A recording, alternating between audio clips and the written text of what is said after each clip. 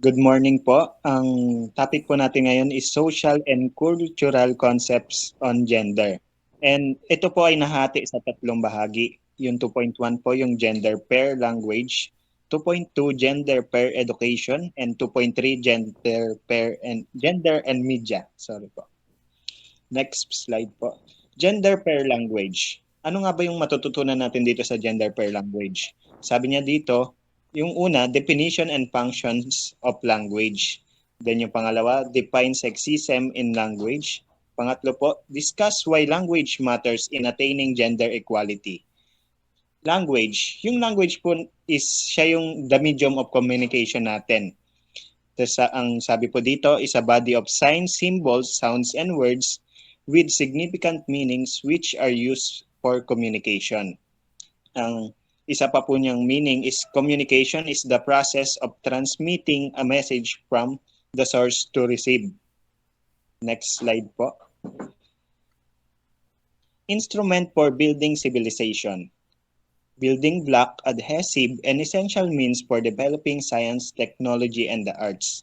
Sabi niya, means to build the relationship and establish groups and associations, development of institutions, strengthening of nations.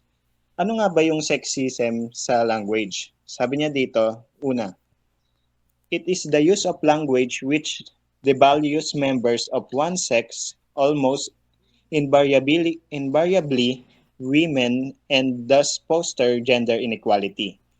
Pangalawa naman, it discriminates against women by rendering them invisible of trivializing them at the same time that's it perpetuates notions of male supremacy.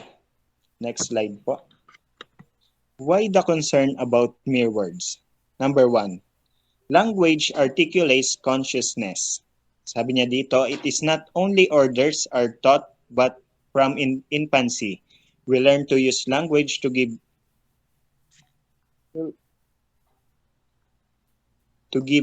utterance to our basic needs and feelings. Sabi niya nga doon. Then pangalawa, language reflects cultures and values in our society. It encodes and transmit cultural meanings and values in our society. Ito yung mga natutulong ng language sa atin. Yung mga na-affects niya, kung ano yung mga natutulong niya. Then pangatlo, yung language affects socialization. Sabi niya dito, children learning a language absorb the cultural assumption and biases underlying language use and see this as index to their society values and attitudes. Pangalawa, social inequity reflected in language can thus powerfully affect a child's later behaviors and beliefs. Next po. Ayan po, Filipino language was originally gender pair. Sabi niya dito, in the English language, there is a distinction between, meron din sa Filipino language. Sa Filipino naman, regardless niya yung gender or sex. Sabi na sa English language, he and she, siya yung third person. Tapos yung son and daughter, sila yung kids. Husband and wife, yung spouse. Then brother and sister, sila yung sibling. Hero and heroine, sila yung nagli-lead. Then sa pagdating naman sa Pilipino, sabi niya, it always siya. Siya kasi naka pa rin siya sa gender. Hindi pwedeng isang tao lang. Tapos sabi niya dito naman pag sa son and daughter naman anak. It always anak. Then sa husband and wife, it always asawa. Then sa brothers and sister naman yung kapatid. Sa hero and heroine yung bayani. Yun yung tawag natin sa Pilipino. Sige, next. Next po is, what are the kinds of sexist language? Sabi niya dito, number 1, language that excludes women or renders them invisible. Sabi niya dito, the use of generic masculine subsuming all humanity in terms man and father. Yun nga, yung current usage natin, yung man, yung alternatives naman niya, is human being, human person, individual. Sa working men naman or workmen, ang alternatives niya is workers, wage earners. Sa man of street naman, average person naman yung alternatives niya or ordinary person or yung common sa Pilipino is yung tao. Sa next naman is yung sa current usage naman ng forefather is yung ancestor. Sa manhood naman is adulthood or maturity. Sa 2A man naman, everyone anonymously without exception. Pagdating naman sa current usage naman power, yung tinatawag na natin na pang-alternatives natin yung human resources, staff, personnel, or labor force. Next slide po. Yung pangalawa naman po, yung the singular masculine pronouns he, his, and him. Yun nga po, example. When a reporter covers a controversial story, he has a responsibility to present both sides of the issue. And then, pangalawang example, everyone pack his own lunch. Yung pangatlo naman po, each student should bring his note to class every day. Yung ito naman yung mga suggested alternatives naman dyan is yung, sabi niya dito, the singular masculine pronouns he, his, and him. Sabi niya, when reporters cover controversial stories, they have a responsibility to present both sides of the issue. Tapos, ito, kung yung kanina ko nakita niyo yung everyone pack his own lunch, ngayon naman pinalitan ng everyone pack a lunch. Then yung pangatlong example na palitan ng all students should bring their notebooks to class every day. Yan. Next slide po. Okay po. Pangatlo po, yung terms ending in a man to refer to functions that may be performed by individual of either sex. Yung current usage natin ulit, may alternative ulit yan pagdating sa language. Sabi niya dito, anchor man. Ang alternative niya is anchor and anchor person. Sa businessman naman, alternative niya is business executive, manager, or business owner.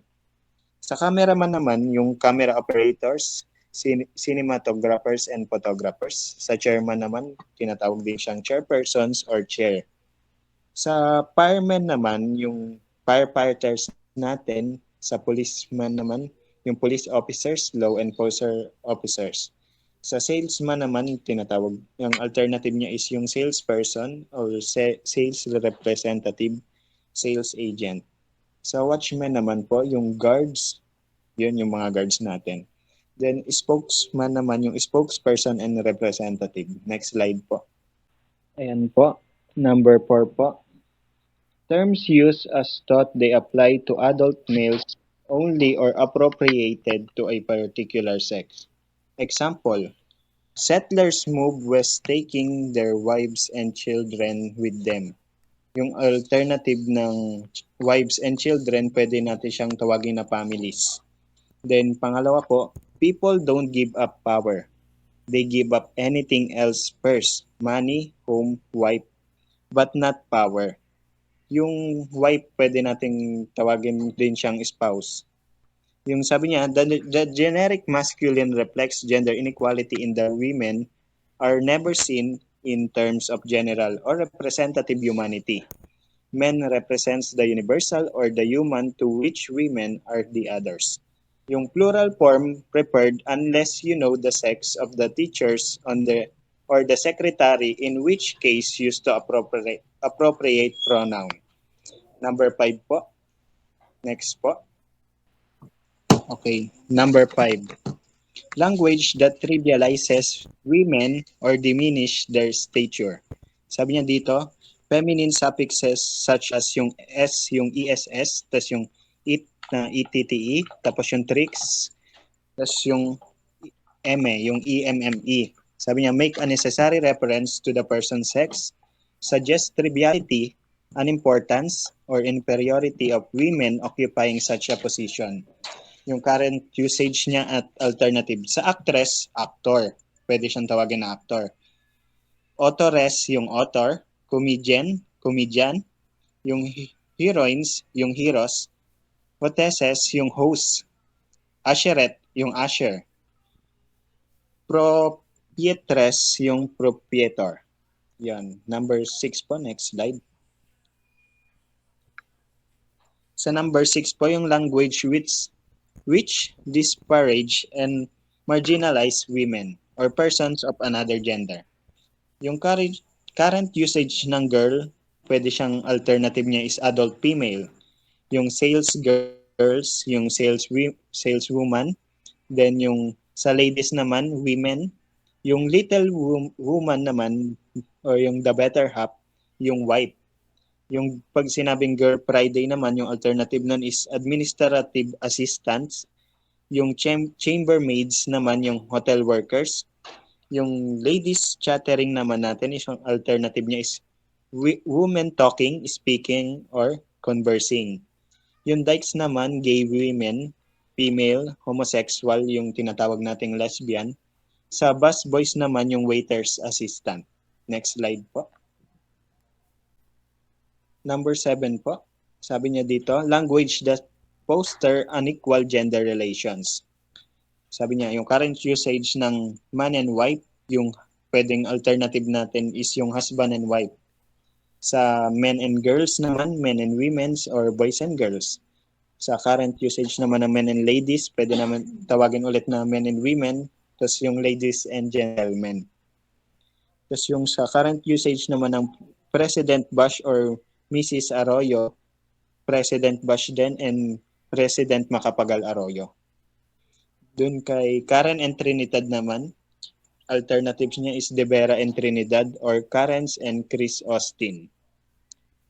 Sa current usage naman ng Trinidad and Miss De Vera, yung Mr. Trinidad and Miss De Vera. Number 8 po. Next slide. The use of terms, sabi niya sa number 8, the use of terms that call attention to a person's sex in designating occupations, positions, roles, and etc. Sa current usage ng delivery boys, pwede natin tawagin na deliveries. Sa motherhood naman at fatherhood, pero pwede siyang parenthood. Yun yung alternative niya. Tapos sa political husband and political wives naman, yung political spouse, yun. Then sa current usage naman, headmaster or headmistress, yung tinatawag natin principal. Then yung sa current usage naman ng cowboys and cowgirls, yung ranch hands. Sa mailman naman and postman, yung tinatawag din natin siyang, yung kung naririnig niyo, yung mail carrier or letter carrier. Sa stewardess naman or steward, yung flight or cabin attendant. Next slide po. Number 9, yung gender polarization of meanings in the use of adjectives. Ito. Ito, marami siyang example. Number 1, forceful men are perceived as charismatic while forceful women are labeled domineering. Number 2, light-hearted men are seen as easygoing while women of the same nature are frivolous. Number 3, forgetful men are called absent-minded while forgetful women are termed scatterbrained. Di ba magkakaiba sa babae at sa lalaki? Number 4 naman, we describe angry men as outraged women as hysterical. Pag sinabing hysterical, sa babae lang siya ginagamit, hindi sa lalaki. So sabi naman sa number 5, men who are interested in everything are called curious people, while women with similar tendency are termed nosy. Yun yung mga tawag sa kanila. Number 6, men of ordinary appearance go without mention, while women of ordinary appearance are labeled plain or homely. Tapos sa number 7, when men talk together, it is called a convention. But when women talk together, it is called gossip. Yung sabi nilang chismosa. Parang ganun chismis, mga pagbabae. Pero pag sa lalaki, convention. Next slide po, number 10. Sa number 10 naman po, yung metaphors which reflects a male-centered view of the world or portray women as subject. Sabi niya dito, metaphors which refer to women as merchandise, something to be eaten. Yung sugar or honey, dish, cheesecake, or small animals. chick or bunny. Yung iba pang example nun is playboy bunnies. Sabi niya dito, guidelines for non-sexiest writing. Number one, ito yung mga guidelines sa non-sexiest writing. Number one, generic man. Problem. The term man is often associated with the adult male, and it is difficult to distinguish its generic use. It reflects gender inequality in that women are never seen in terms of general or representative humanity but always in terms of their gender. Man represent the universe and human while woman is the other. Next slide po. Number two, the pronouns he and his. Yan, yung problem naman dito is the pronouns he and his are used to replace generic man and pose the same problems. Number three, language. Instrument towards building a good human society. Sabi niya dito, language is important in the formation of beliefs and behaviors. It is a critical impact on shaping the personality of a person. Isa pa, it is a crucial in building a good society. Language, instrument in development of a person. Yung isa pang ano ng language naman, most subtle but most persuasive form of gender socialization. Yung last po is yung gender pair language can help build a better world. Nakakatulong daw tong gender pair language natin. Next po. So, ang next naman po natin is all about gender fair education. So, ano nga ba yung mga intended learning outcomes na pwede nating matutunan dito sa gender fair education? Number one, explain the emergence of gender inequality in education. Number two, discuss the following dimensions of gender equality. Under ng gender equality, nandito yung equality of access, equality in the learning process, and equality in the learning outcomes.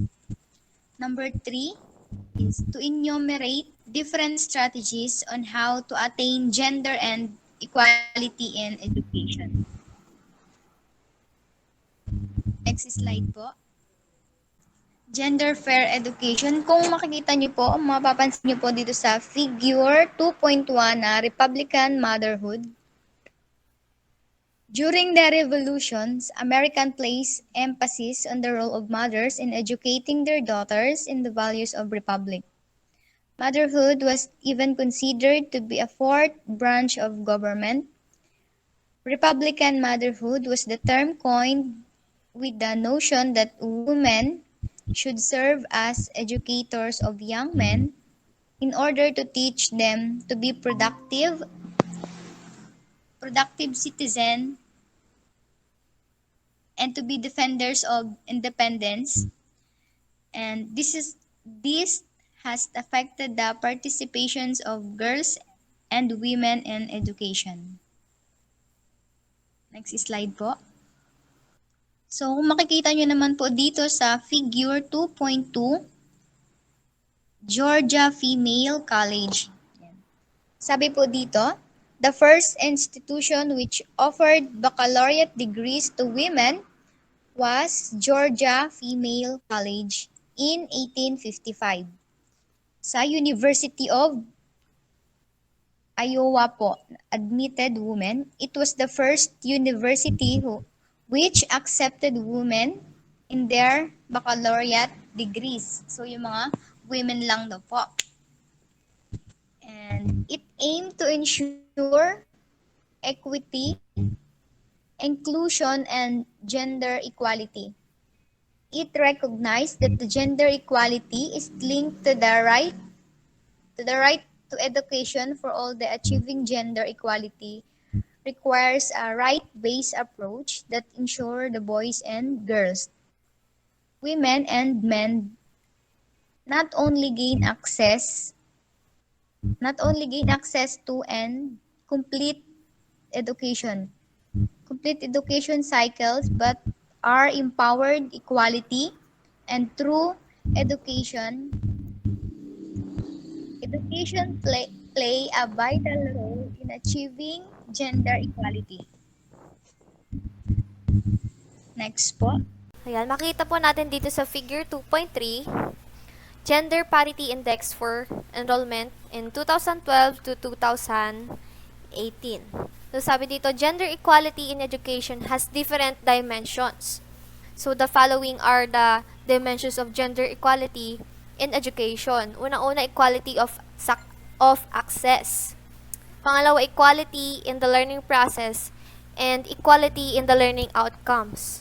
When we say equality of access, okay, both boys and girls are given equitable opportunities to be admitted to formal or non-formal and alternative approaches to basic education. So equality of success can be reflected in a gender parity in enrollment, and most of countries have already achieved gender parity in terms of primary enrollment. So makikita natin dito sa mapa, yan yung mga mapa, yan yung mga nag-enroll. So sabi dito sa Pakistan, meron diyan 0.04, which means yung 84 girls lang sa Pakistan ang naka-enroll sa primary school out of every 100 boys. So there are different reasons why gender parity cannot be completed achieved.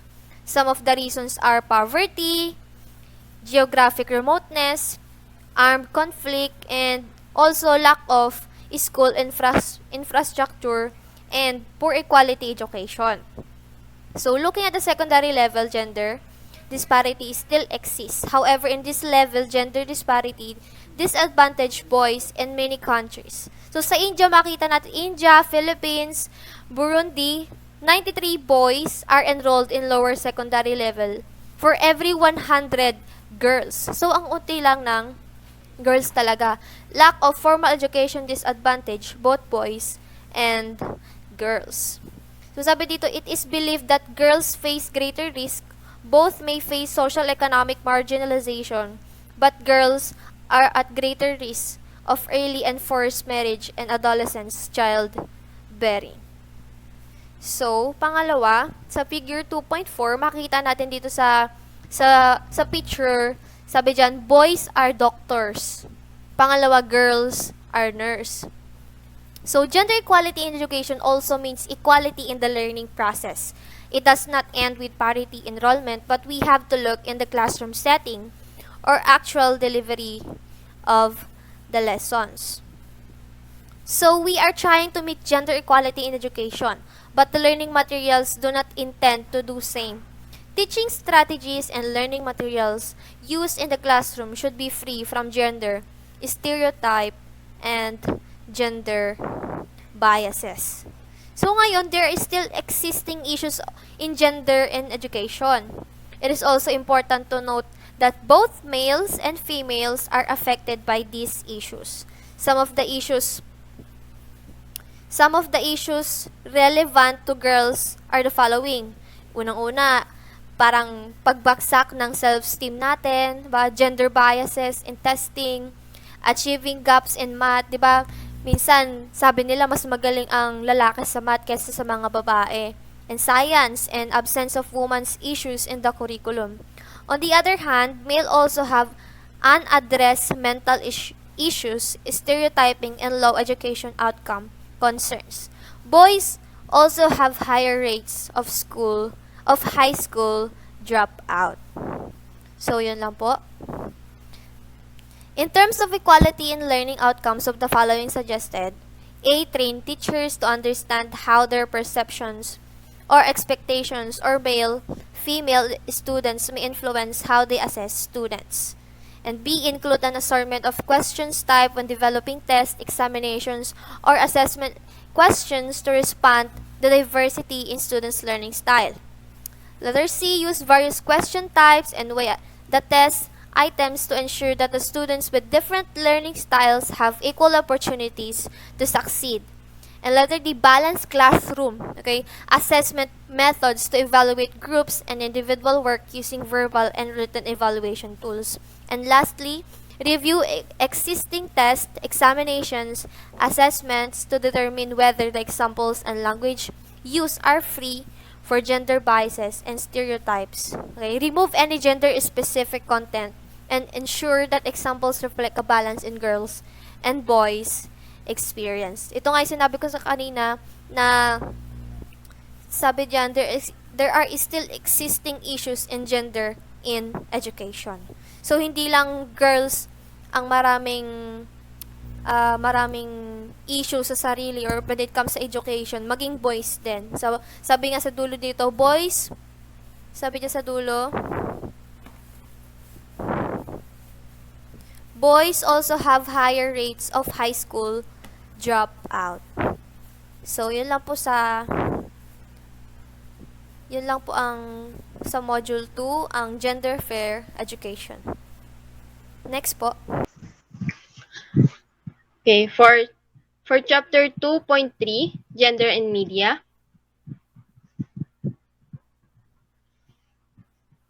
The media representation is how the media represent or frame aspect of society such as gender, age, or ethnicity.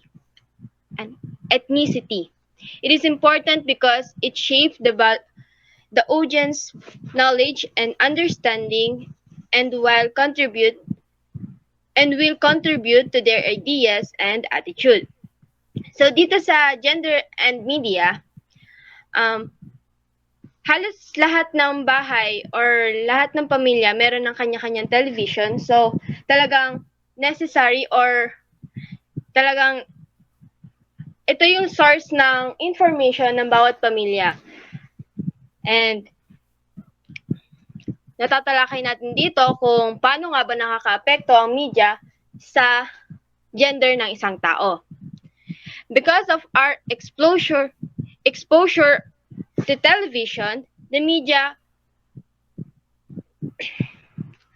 ultimately represent our social realities as it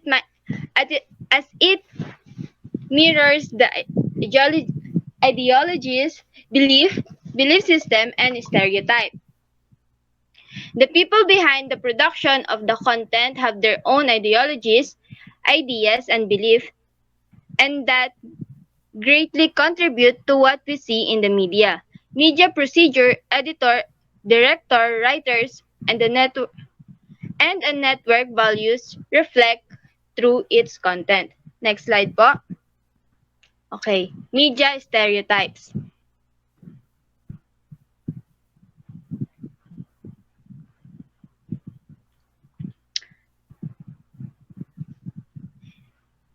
Media stereotypes are simplified representation of a person, group of people, or a place through basic or obvious characteristics which are often exaggerated.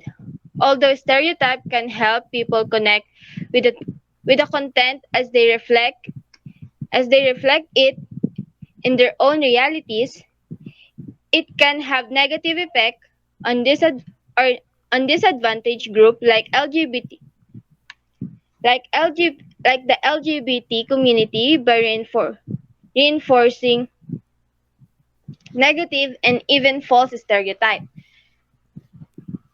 Mapapansin naman natin sa television or halimbawa, merong movie about sa term, merong movie na nilabas si Vice Ganda na girl, boy, bakla, tomboy na pinapakita doon na merong iba't ibang gender sa society natin. Pinakita na yung bakla na exaggerated magkikilos and yung tomboy na sobrang masculine pero feminine pero babae siya, and yung lalaki na talagang maskulado, babae na talagang maganda ako, ganon, yung feel niya na maganda ako, na babae ako, babae. So nakakaapekto ang media sa viewers, sa mga nakakapanood ng nakakaapekto ito sa kung ano yung malalaman natin or kung ano yung what do you call this? Mai-interpret natin, halimbawa, nakita mo na si Vice Ganda ay na bakla dun sa video na yon, sa pinikula na yon. So, ganito pala kumilos ang bakla. Ganito pala yung bakla. So, parang doon pa lang naghihinuha ka, ay, ayoko maging bakla kasi ganun yung kumilos ang bakla. Next slide po. Ay, balik po pala tayo dun sa slide na yon. The LGBT community are highly misrepresented in the Philippine media. There are many stereotypes of LGBT in the media and most are not flattering. Often they are used as comic relief in portrayal of the loud and boisterous bakla and the straight male who act a bakla. So, meron naman na tayo napanood na movie na lalaki talaga siya sa totoong buhay pero nag-act siya bilang bakla. Tapos, yung pag-act niya, very exaggerated na hindi naman ganun talaga kumilos ang bakla. At saka, yung term na bakla talagang bulgarang sinasabi sa media kahit na meron namang other term na pwedeng itawag sa kanila.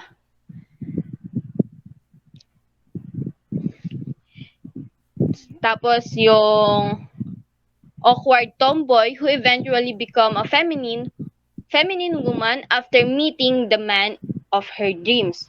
Meron na rin tayong napanood na movie na tomboy daw siya, tapos na in love sa lalaki, sobrang gwapo, tapos napabago niya daw yung isip ng babae na, ay, hindi pala ako tomboy, babae pala ako.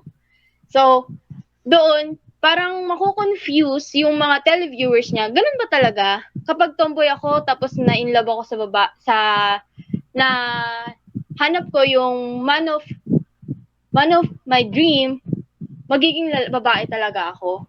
So, talagang maapektuhan ang viewers sa mga pinapanood niya doon sa media, sa television. Media coverage of LGBT community in the Philippines went from no coverage, ridicule, censorship, to limited portrayal. However, limiting it is taken as a sign of greater social acceptance as compared to its total blackout decades ago. Dati, nung sinaunang panahon, hindi pa talagang bulgarang pinapakita na sa television na may bakla, may tomboy. Pero ngayon, na new generation, mas familiar na tayo sa mga ganong bagay. Mas mulat na tayo sa katotohanan na hindi lang babae, lalaki ang gender or ang kasarian na nandito sa society. Meron pang iba. Nakakatulong din ang television kahit na meron siyang bad effect, meron din siyang good effect na namumulat yung viewers na ay hindi lang babae lalaki, meron pang iba. Yun ang malaking tulong ng media sa gender. Next slide po. Okay, summary po ng buong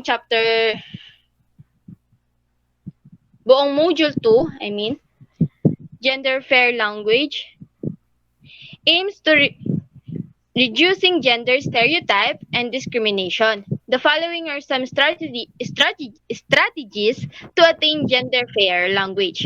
Replace man with specific noun or verb that say explicitly with what you mean.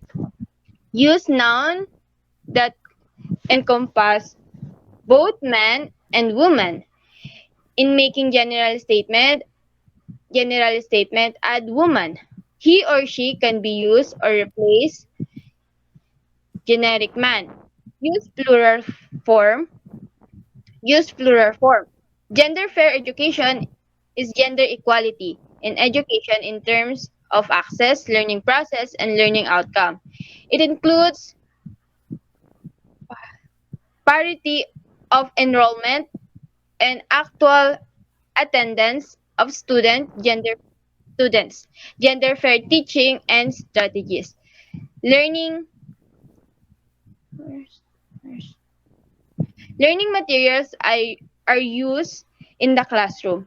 It is also involved equality in the learning outcome. For example, equality in achievement of girls and boys. Girls gender equality in education has different dimension. The following are the dimension of gender equality in education. Letter A, equality of access. B, equality in the learning process and equality in the learning outcome. And, and equality in the learning outcomes. When we say equality of access, both boys and girls are given equitable opportunity to be admitted to formal, non-formal, and alternative approaches to basic education. Equality of access can be reflected in the gender parity in enrollment. Most countries have already achieved gender parity in terms of primary enrollment. Next slide po. Yun lang po ang laman ng buong Module 2. Thank you po sa pakikinig. If you have questions po,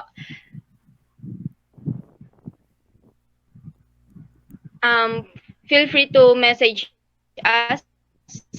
Lahat po ng reporter. Um, yun lang po. Thank you. Ito Thank po. you po.